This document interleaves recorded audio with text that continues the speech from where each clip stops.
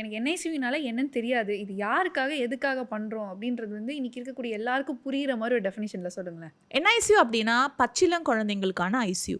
பொறந்த குழந்தை 28 நாள் வரைக்கும் ஏதாவது ப்ராப்ளம் ஆச்சு, சீரியஸ் ஆச்சுன்னா என்ஐசியூவில் வச்சு பார்க்கணும். இந்த என்ஐசியூ குழந்தைங்க எப்படிப்பட்ட குழந்தைங்களுக்கு தேவைப்படும் அப்படின்னா, மெயினாக குறை மாசத்தில் பிறக்கிற குழந்தைங்களுக்கு.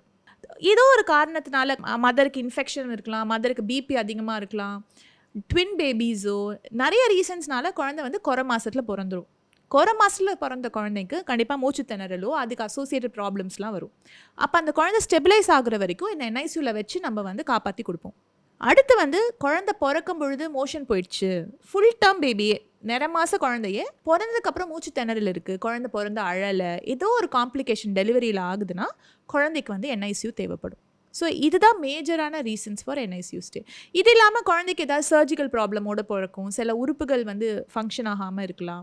அந்த மாதிரி இருந்தாலும் சர்ஜிக்கல் ரீசன்ஸ்க்காகவும் என்ஐசியூ. சர்ஜரி, குழந்தைக்கு ஏதாவது மோஷன் போகிற ஓட்டை வந்து க்ளோஸ் ஆகிருக்கும், இந்த மாதிரி நிறைய காரணங்கள் இருக்குது. பட் மேஜர் காரணங்களில் வந்து ப்ரீமெச்சூரிட்டியும் பர்த் ஆஸ்ஃபிக்சியாவும் வரும். பர்த் ஆஸ்ஃபிக்சியானா பிறந்தோடனே குழந்தை அழாமல் இருக்கிறது. டெலிவரி ஆகும், குழந்தை ஆனால் பிறந்தோடனே மூச்சு திணறலில் இருக்கும், இல்லை அழாது. இப்போ இந்த ரீசன்ஸ்க்காகவும் என்ஐசியூவில் அட்மிட் பண்ணணும்.